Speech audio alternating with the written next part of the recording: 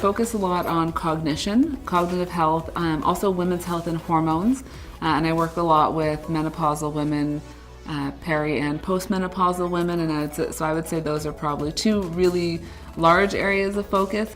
So hormones in the body pretty much impact every biologic process. So they're going to impact cognition, weight gain, metabolism. So pretty much every system or function in the body is impacted by a hormone. Hormones are sort of chemical messengers. And so if there's an imbalance in a hormone, it's not just an imbalance in one system, it has downstream effects that impacts everything else. I get a lot of questions from my patients about how ketones can impact hormones in their system, and specifically looking at insulin and our insulin resistance, and specifically looking at women who have high testosterone levels. They often have high male sex hormones, so high androgens. And they're also quite insulin resistant. And so insulin resistance means that your body's not responding to insulin. So your body just keeps making more insulin to try and force the response that it's looking for. And what we've found is that beta hydroxybutyrate can actually improve insulin resistance, meaning that your body doesn't have to produce as much insulin. That's a good thing because insulin is a storage hormone. So if you have a lot of insulin, it tells your body store fat right around the middle. So we often see that in women when they're moving into menopause, they naturally become insulin resistant.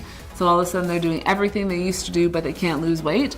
That's because insulin is spiking and it's telling their body store fat right around the middle. There's something called estrogen dominance. When we have too much estrogen in relation to progesterone, that can actually throw off thyroid function because it causes a chain reaction where you end up binding thyroid hormones, so now your thyroid system is off. So an imbalance in one system will throw off the complete balance of another system. So they're all really interrelated and interconnected. There's a lot of concern that the ketogenic diet, so if somebody, for example, is in adrenal fatigue, that it's not going to be beneficial from a hormone perspective. And we're not finding that that's the case. What we actually have found is that beta hydroxybutyrate can help manage our nervous system. So we have a sympathetic nervous system and we have parasympathetic. And in the sympathetic nervous system, that's our fight and flight mode. And our body, that's what we need to pull an all-nighter, to write an exam the next day, or meet a deadline, something like that. And in that fight and flight state, our body is producing cortisol, which is our stress hormone. And the stress hormone, kind of like insulin, will also cause fat storage around the middle. So that's another thing that we see that we have to address. So when we're in that fight and flight mode, we're producing a lot of that cortisol.